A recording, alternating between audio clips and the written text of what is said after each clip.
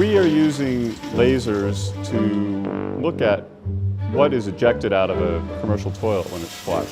There's obviously the ick factor, the fact that you've got the stuff from the bowl that's coming up. There's a lot of studies that have shown that pathogens persist in the bowl for dozens of flushes after the pathogens are introduced. So from a public health perspective, it's really important to understand this.